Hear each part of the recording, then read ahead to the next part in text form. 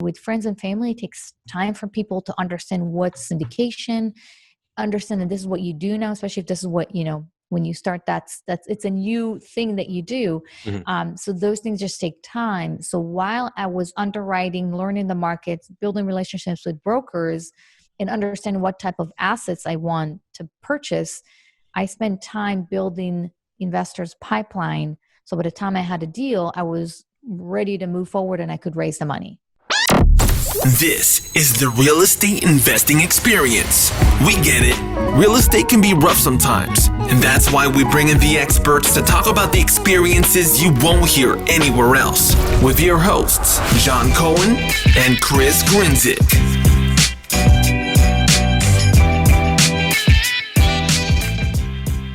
What's going on, guys? Welcome back to another episode of the Real Estate Investing Experience. I'm your host, Chris Grenzig. With me, as always, is John Cohen. How we doing, bud? We were doing good. I've been better. We could say it that way. That's a nice way to put it. I hear you. Yeah, we got a little bit of a late start, so our apologies. That's on us. So with that being said, we're going to just skip the whole intro. I don't care how John feels at all. We're going to get right into today's episode. I'm excited to hear her story. Excited to have her on. So with that being said, Ellie, thank you so much for joining us. Absolutely. Hey, Chris. Hey, John. Awesome. So you want to kick us off and just tell everybody a little bit about you, your background, where you're from, your story, and what you do? Yeah, absolutely. I can start from the end of what I do today, and then I'm going to start from the beginning and give you the Perfect. 2.5-minute version. So I'm a multifamily syndicator, which means that, I buy properties, usually value add in Texas, Florida, and Georgia. We're renovating, pushing rents, lowering expenses. And we're doing that with investors as well. And we usually hold between 3 and 5 years. And the way that I started was actually in Israel. I started my career as a real estate lawyer and then transitioned to property management. And from there, that was all in Israel. From there, I decided to move to the States and went to MIT, got my MBA degree, and learned how to build businesses, raise money from investors, and how to better manage properties, and then started, Blue Lake Capital. And that's what I do today, basically. Awesome.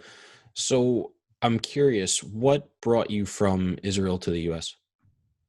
I've always known that, I think since I was 11 years old, I've decided that I'm going to live here. That here is going to be that. It just felt right. I can't really explain it. It's an idea that I put in my head. And then I made decisions that are going to enable me to actually live here. And going to MIT was just, one of those decisions, because I wanted to come to a school that people can relate to and can, respect. And I worked hard to get there. It wasn't easy. It was very, very competitive. But I just decided that that's what I wanted to do. Mm-hmm. Was real estate something you knew you were going to get into when you came over? Like, were you super strategic about getting to where you are today? Or was there some stumbling around trying to figure it out type stuff? So when I got there, I knew I wanted to do real estate, and everyone called me the real estate girl. I got a little distracted because when you get to MIT, the entrepreneurial bug gets you, and everyone wants to start a tech company. So I worked on a few projects while I was in school. And during the summer, I actually joined a startup, and we raised $5 million during the summer from a venture capital firm in Boston. But that, opened my eyes to look at real estate, to first and foremost understand that that's what I wanted to do, but also to approach it like a startup. So I see, many things that I do, and the way that I see the business is very similar to a startup, not so much like a traditional real estate company.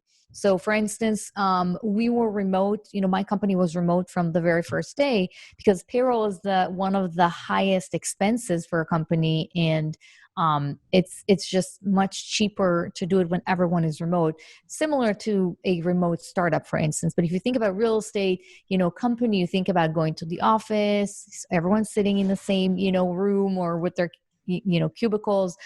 So basically having that experience of going to MIT and really being in one room with the smartest, literally the smartest people in the world, which was a very, very humbling experience. And that's a topic to, another conversation. Mhm. It really opened up my mind to see things a bit differently and not see things the way that, other people, do. Gotcha. I think that's interesting. I definitely want to continue to hear how you're doing things differently, but I think the virtual payroll side of things is definitely applicable for a lot of people today, as we've been stuck at home now, 5, 6, 7 months because of COVID. When you say virtual and remote, are you now talking about overseas help with even cheaper payroll, or you're just talking about even within the country, different parts of the country being able to work from home, not having the overhead of an office, things like that? Like, how are you looking at the virtual aspect of it? Yeah, it's a good question. When I started and I had limited resources, I thought, oh, I heard about, hiring from the Philippines and India, and it might work for some people. Hmm. For me, it was important to actually hire people that are local, because some of my team members are interacting with brokers, with investors, and I Hmm. want to make sure that I'm hiring quality people that can actually communicate with stakeholders and important pieces, people that play an important role in my company. Not to say that if you're not from the US you're not quality. I obviously came outside of the US. Sure. That's not what I'm saying. But it was much easier for me to be with someone who understands the culture. Their English is impeccable. I feel comfortable asking them, can you pick up the phone and follow up with investor, XYZ. Um, it just, you really have to understand the culture and how passive investors think and what they expect. If you're in a Hmm. different country, it's kind of a different world, and sometimes the different cultures can create a team that is kind of a little bit not disengaged, but doesn't really understand the cultural codes, which are very, very important. Hmm. So that's how I did it. I tried, and I saw that it doesn't work. It's literally very different worlds. And so I decided to hire locally. So obviously it's more expensive than hiring someone, that lives, very far away from here. Hmm. But I can still get a lot of value because the job, I was offering the flexibility in terms of hours. My employees can travel and still work. I don't care how many hours they work, as long as as long as they see good trends when it comes to the numbers, when it comes to the quality of the work. That's the most important thing to Hmm. me, and that's how I see it. Basically, again, a little bit like a startup, where some startups, nobody, there's no clock, nobody's, you're not arriving at 9 and leaving at 5. If you need to stay until 11 p.m. you will, because it's part of the job. The circumstances, sometimes that's what happens. But it really doesn't matter if you're working 5, 17, or 7 hours a day. It just Hmm. doesn't matter. I gotcha. I think that's important. Do you think being in California, that's part of the reason you went more virtual, was because obviously California is a higher cost of living area versus, the middle of the country, even some southern states? Do you think you would have gone the same route if you lived in a Texas or a Tennessee, for example, or would you have done the exact same thing just because of that flexibility and that mindset? So definitely, hiring people remotely that live. So most of my team is actually in Texas. Okay. And I have some team members here in California. They're more expensive, but it really depends. If you're looking for an admin, for instance, then having an admin that lives in Texas and you can pay them maybe 25-30% less, that can be meaningful. I wouldn't try and get the same deal, quote unquote, with an acquisition manager, for instance, because the Mhm. quality needs to come before the 20-25% discount. So it doesn't really matter to me where they live, preferably in the same time zone, so you can communicate in this during the same hours. But the higher the role, the less it is important to me where they live, and the less that money I'm trying to actually save, Mhm. because I've done it before. I said, hey, I have limited resources. I want to hire someone and I can pay only X. And I paid so much more for what I thought I was saving by deals I missed, by extra hours I had to put in reviewing their work because it wasn't as good. And if I went ahead and paid a little bit more upfront, then I would have made a lot more down the line. So I think when Mhm. many entrepreneurs and syndicators are a little hesitant to pay for a good employee, for high quality employee, it's because they're not 100% or 90% certain that there's going to be a positive ROI down the road in 6, 10, 12 months, down the road. Because if I came to you and I said, hey, Chris, if I find you someone great, he's going to cost you 100K a year in salary and benefits, bonuses. But this guy is going to bring you 4 deals this year. I know it for a fact, or I can guarantee, and of course there aren't guarantees, but I can Mhm. guarantee, and you're going to make $1 million, or let's say even $500,000 from that $100,000 that you're investing in this guy. Would you do it? Of course you would, Yeah. right? So I think part of it is not having the money to pay, top talent, and there are Mhm. ways around it. And the other part is that some people still see it as an expense, and they're not certain that this guy or gal can actually produce the income that is going to make it worth it. Yeah. I think you touched on two really important hurdles that I would imagine a lot of people have, is both resources and not wanting to waste those resources.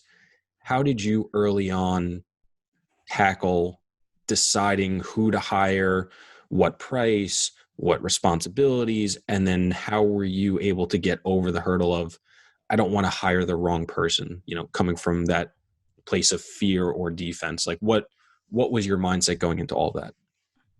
Well, I started by making a huge mistake and trying to hire the cheapest person I Mhm. could find. Well, that backfire, and of course, it took me a few rounds of hires to understand that I'm making a mistake, and there's a pattern here. Um, and after that, I understood it's like an investment, like anything else. If I'm asking my investors to write me $100,000 checks because they believe that this is a worthwhile investment because they invest in me, why don't I feel the same confidence? And Mhm. just understanding this basically opened up my mind. Um, and I've decided, okay, I'm actually going to hire someone. I'm going to pay them more, and I want them to give me results. And that's what happened. So of course, it's not always perfect. The second thing that I learned is that culture is also a great fit. So even if you're willing to pay someone because on paper he's great, and when you talk to him, you're very impressed with their skills, and they are smart and capable, but they're not culturally a good fit, culturally speaking, especially in a small company. It's just not going to work, and everyone is going to be kind of miserable. So Mhm. again, made that mistake again. So I knew it has to be a combination between cultural fit and basic and skills and hard skills. And that's, I think that's the holy grail. I think that every employer is looking just to find that person that is going to have great attitude, great fit for the company, and also going to deliver results. It doesn't matter if someone costs 200K a year, if they can generate $1 million income. Doesn't matter if they cost 50K a year, if they can generate, $400,000 income. It's all Mhm. about, it's the same as you buy a property, you pay $10 million. If it's going to help you make millions down the road, then it's a world, it's an investment that actually, that makes sense. Your second question is how I overcame that. It wasn't easy at the beginning. I did a lot of the work also because I needed to understand who is the person that I'm actually looking for. I Mhm. realized that you have to be, when it comes to acquisitions and underwriting, you have to be extremely detail oriented, because if you miss one cell, that can throw the entire calculation, out the window, and the IRR that you see as 15 is maybe 13.71. So you have to, once you go through that, you understand who is it, the person that you're looking for. So I did a lot of the things at the beginning, then did some deals. It took me a longer time to do it because I was doing everything, had some money coming in from those deals, and I reinvested it back in the business and hired the right people. Gotcha. Who was the first person or role that you hired, and why was it that person? For me, it was a virtual assistant that helped me schedule meetings with investors. And the reason why I hired her first was because early on when I started Blue Lake, my focus was bringing capital.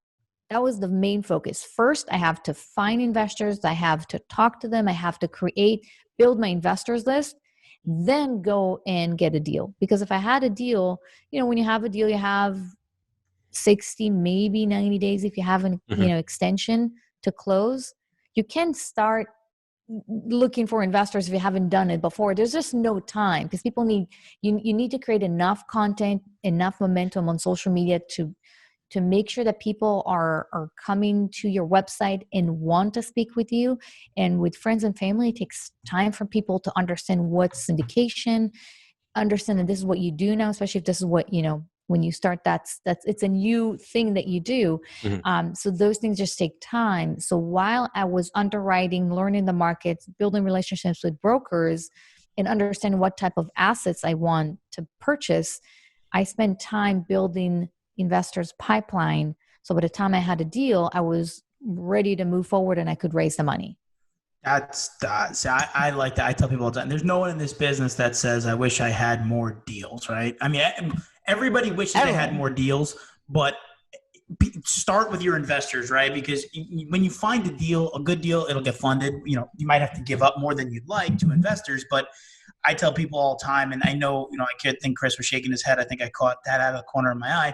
We did, I've done a couple deals, and I tell people all the time, focus on investors, build that, educate your people today for the deal you find in 12 months, because if you find the deal tomorrow, it can get done. But when you find the right investors, that's how you're going to make not only your investors a lot of money, but you're going to do well for yourself because you find the right investors, right? There's an investor out there that'll write you $1 million check at a 20% return as the first hurdle, right? That's not hard to find. You don't want that guy. You want the guy that's going to take the 13s and the 15s or whatever it is. But people don't stress that enough, right? Everyone wishes that they had more investors because anyone can bring a deal to the table. As an investor, you're going to pick the best deal. So if you have your group of investors and you know what they want, and you've educated them with the social media, with the marketing, with the meetings, and you put that out there for everybody and you say, hey, this is what I'm going to do. I'm going to deliver that. And when they raise their hand and say, I'm in, cultivating that over time, when you have that deal and you have 30, 60, and 90 days to get it to the finish line, makes it a lot easier than finding a deal and calling 3 people who you thought were going to invest and they both say no. So building that investor base is really important. And, getting, your first hire, that was smart, right? Get me meetings because I need to sit down with these people because when I do have a deal, I want to make sure they're ready to go. So that's super important. I'm glad you said it because people don't stress that enough. Everything talks about deals and underwriting deals and analyzing deals, but people don't really focus on like the investor side. It is, if not as important, more important than the deal itself. Yeah, absolutely. And John, it depends on how you're structured. So if you have let's say you and I are starting a company and you say, listen, Ellie, I'm going to be the deal guy. I'm going to underwrite deals. You bring capital. Then my first hire is still going to be a virtual, assistant, but yours might be an analyst. Mm-hmm. So it really depends what your focus is. I decided to start Blue Lake and do everything in-house from start to finish, the acquisition, the capital raise. But even if you do it all in-house, you can't start doing everything in-house. So you have to master one piece of the puzzle, which was investors, because it makes sense, like we've discussed. And then I moved to the deal side. So I was banging my head against the table, and that's why we were 20 minutes late starting the podcast, because I had this conversation yesterday. I said, we have a really good working relationship, everyone at the office. And we don't have 50 people. There's a handful, right? There's 3 or 4 of us in the office. And we each have roles, but we all do everything. And I said yesterday, I looked at my part. I said, no more bullshit. Stop. Those charts that you have in math where they're like, sir, you're at MIT, so you're way more sophisticated than my graph in my hands. But, pick a role and master acquisitions. Pick a role, master investor relations. Pick a role, master asset management. There is overlap in a company for sure, but that's for a quarterly meeting, for a monthly meeting. That's where the overlap happens. But if you're investors, make sure you're out 3-4 times a week, events, networking, golf courses, whatever it is, that is your role, and master it and be the best at it. And that role may need, like you said, a virtual assistant. That may need someone to, manage, the paperwork side of things, whatever it is. But the asset management side, may not need that person. That may mean more of, a detail-oriented spreadsheet person to help organize everything. So if you know where you stand in the company and what you're doing, at the top of the chart or at the bottom, there's a role that will help whatever that level is and whoever that person is to make them better at being the best at that component. And we've been saying it, we tried to implement it last year at a higher level, and that trickled into, Corona, and we sort of got sidetracked. But I basically said yesterday, I put my foot down. I said, no more, for lack of a better term, fuck this. We're doing it my way now because it didn't work. And now we have to do it this way because now we have issues. It's like, well, this wouldn't have happened if we'd done it better. And everybody's working on that daily, but being aware of that and knowing that is probably the most important thing that you can, that you could say. Yeah, absolutely. I could not agree more. So I think it was interesting. We started talking about raising capital, and Ellie, you actually quickly touched on when you first started about how to raise capital. I think it would be interesting for anybody listening, both of you, to talk about how you got started raising capital and things you did and things that you found didn't work well and things that you found did work well. So Ellie, I don't know if you want to kick us off and just kind of talk a little bit about that. Yeah. On my first deal, I faced the issue that many syndicators face. It's the chicken and the egg, right? I don't have experience in multifamily syndication. I want to bring investors, but they are not going to want to invest with someone with that experience. So, but how am I going to get experience if I'm not going to bring investors that I can buy the first deal? And for me, the way that I found, there are two ways to go about it, or actually three. One way would be to start investing passively, and I've seen some people do that. Get enough deals under your belt as a limited partner, and basically market that side and say, I've been investing passively. I know how to pick deals because look at the returns that I've been receiving. Now I'm moving to the operational side and I'm becoming a syndicator. I don't know if this is the strongest way to do it, but I've definitely seen people, do that. The second one is to say, I don't have experience, but I'm going to hire a rock star, someone with, 10, 15 years of experience, underwriting, managing assets, whatever it is. So your lack of experience is not relevant because you have team members that are very experienced, which is, I think, slightly better than the first way of doing it. And I think the best way, and that's what I, did, was to say, listen, I don't have experience, but I'm partnering with this guy and we're doing it together. I'm playing a certain role, which is X. And look at his experience or her experience. They have, 2, 5, whatever 1,000 units under their belt. Even 1,000 doesn't have to be a huge number. And again, your lack of experience is irrelevant because investors are going to look at the partner, the JV partner, or your actual partner with the right experience. And when it comes to you, they just need to know that they like you and they trust you. And you're basically borrowing experience from your partner. And that's what I did on my first deal. I just partnered with someone that was much more experienced than me and borrowed, quote unquote, his reputation because I said, hey, I'm partnering with, this is what I do now. I'm partnering with this guy. Look at what he has accomplished. And so nobody cared about my lack of experience because that guy was the one who was managing the deal. And so for deal number 2, I already had experience in that first deal, and then it just grew from there. So I think that would be the best way to do it. I think it's hard to find the right partner, and people say, hey, but if somebody has so much experience, why would they need me?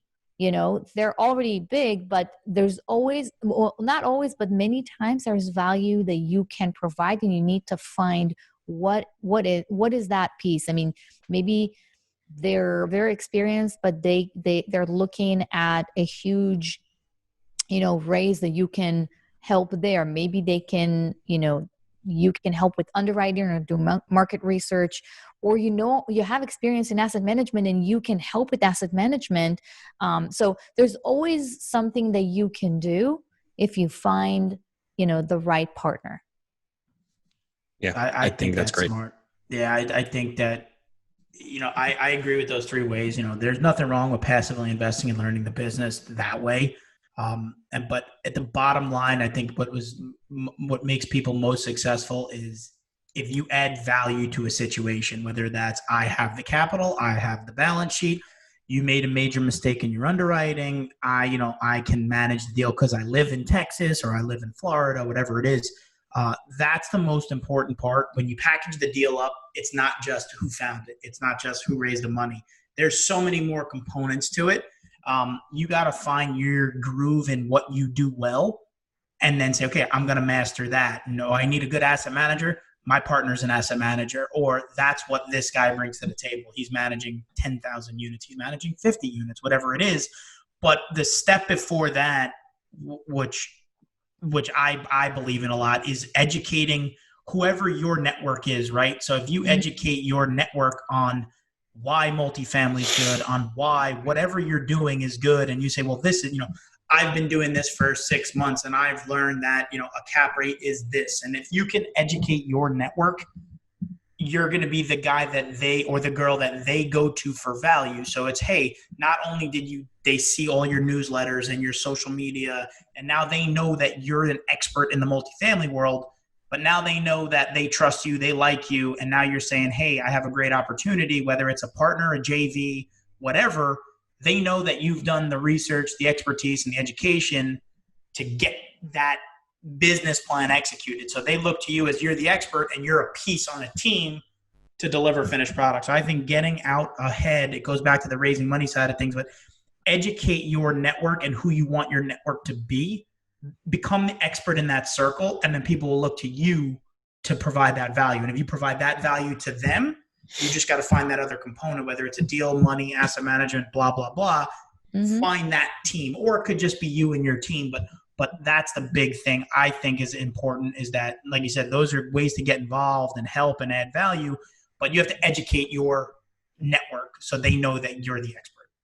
You're absolutely right. And, I'm running a mentoring program. And one of the things that I've been asked the most by my mentees is, why would anyone listen to me? I'm just starting out. How can I provide value? And I say, listen, you're just starting out, but you still know a lot more than 99% of people out there. You don't have to say I'm a big, I'm this huge expert and I own, don't misrepresent the truth, but you can say, hey, here are cap rates. Here's how you underwrite a deal. Here's how you choose a market. And that's what I did. I actually opened a real estate club in Los Angeles, where I live, in Santa Monica.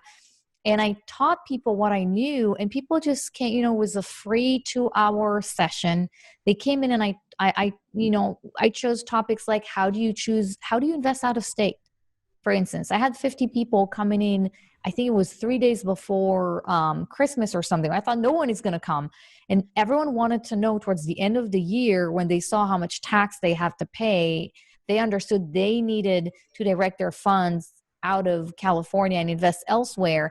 And I taught them how they can find, an out-of-state market and invest there. So I had a deal that I was marketing. It was a 506C deal, so I could, market it. And I also used it as a, I said, hey, this is how you review a passive investment deal. And I said, this happens to be a deal that we have on the table right now. And I went through and I didn't market it, but I used it as a case study to show, here's how you look at pro forma. Here's why we chose the location. This is what you should do. So the best sale is the non-sale. And I wasn't selling it. I just use it as an example to teach them. And at the end, people came to me and said, we want to invest in this deal. How can we get involved? Yeah, I think that part of it is huge. I know, like I'm talking to the guy, Ryan, who's actually coming on our podcast next month, and he's newer and has gone from a passive investor with us and is now doing deals himself. And me and my other friend are trying to encourage him to come on more podcasts and talk. And I think he's kind of in that same stage. Yeah. And I said to him, I was like, Ryan, you have this awesome background in tech. He was a CTO. He'd had, dozens of engineers working underneath him.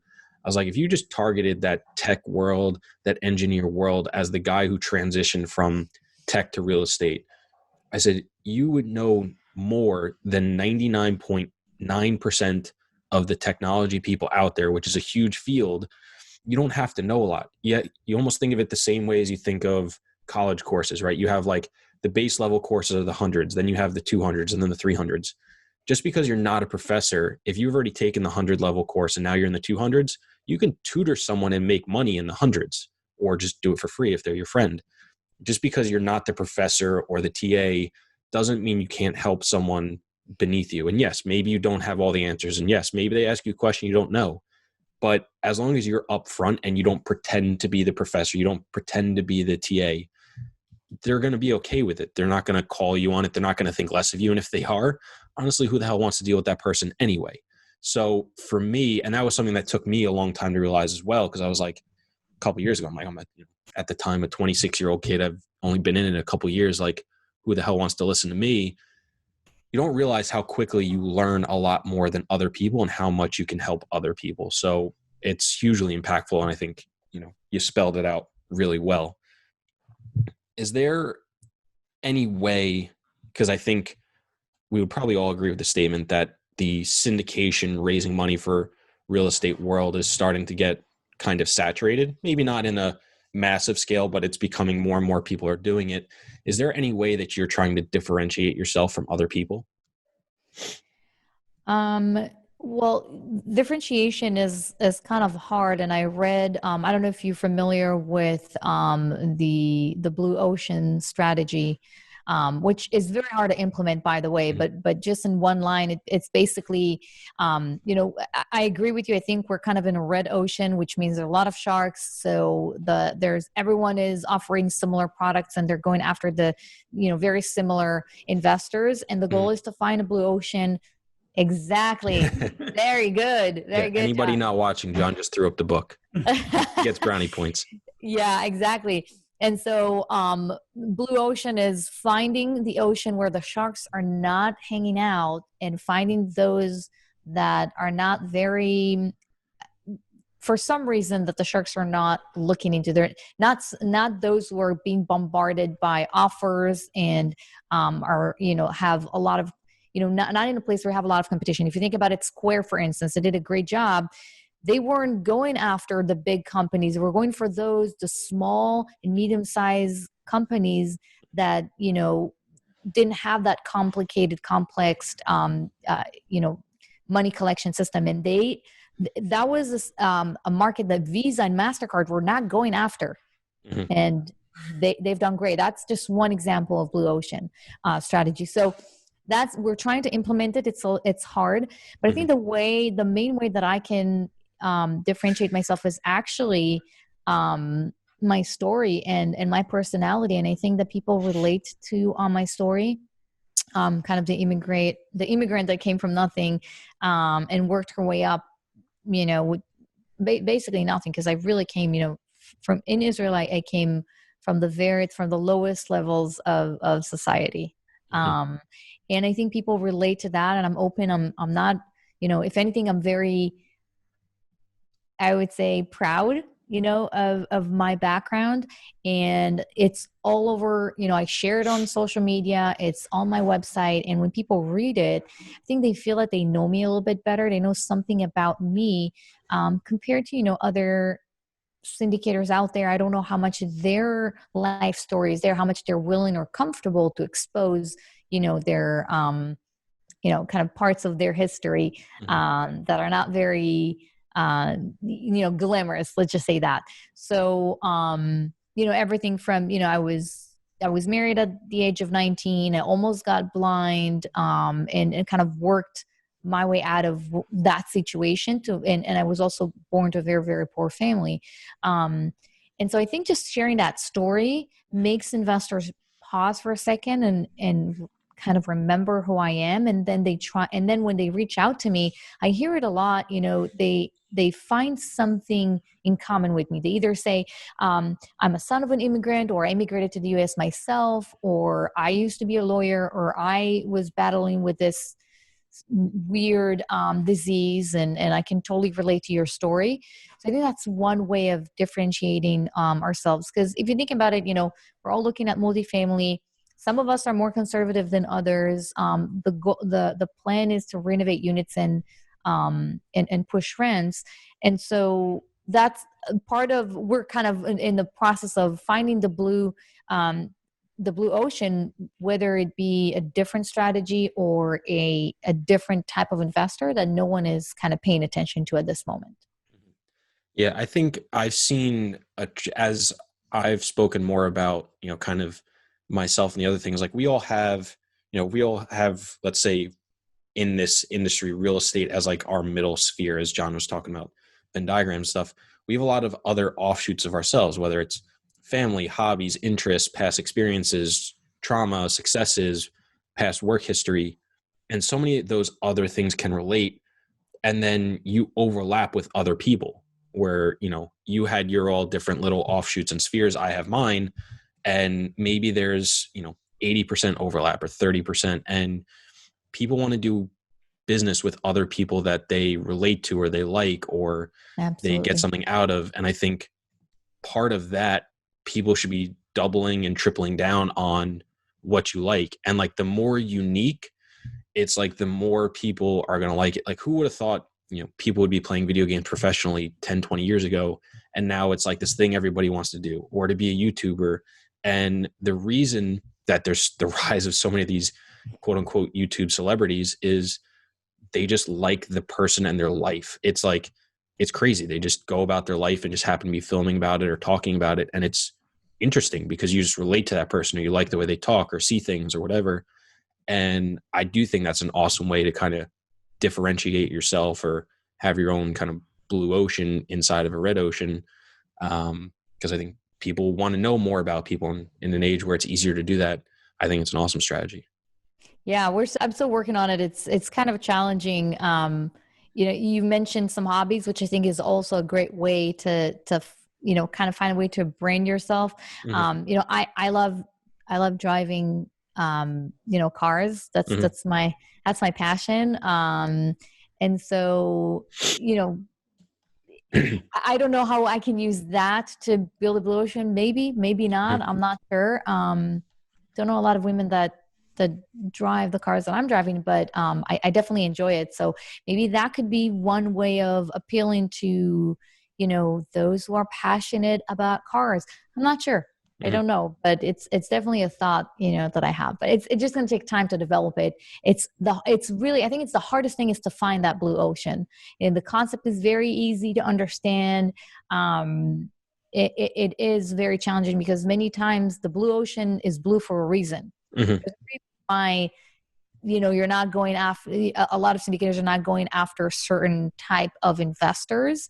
Or you can, like you've insinuated, you can use something about your hobby or the way you think of life. It's very different than others to attract the same people that are in the blue ocean, but kind of lure them into, those in the red ocean, to lure them into the blue ocean, because there's just going to be something special about what you do or what you stand for that is going to attract them,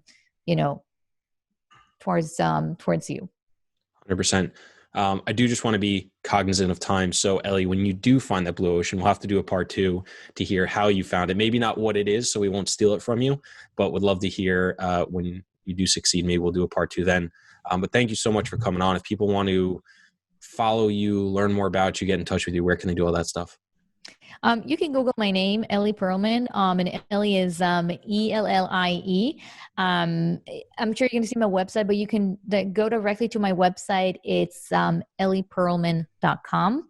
just, it's the same way. It's ELLIE, Perlman.com. And you can read, about my story. You can reach out to me through my website. You can also download, I have a free guide of, the 5 deal components that every passive investor should examine when they're looking at a deal. And you can download it. It's free. There's a lot of free resources on the website. So yeah, that's how they can get in touch with me. You can always, shoot me an email through the website and ask to speak with me as well.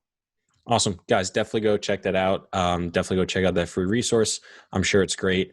Thank you guys so much for listening to this episode of the podcast. If you're not already subscribed, it would mean the world to John and I if you would do so. And if you are, please send it to someone who you think would get a tremendous amount of value out of it.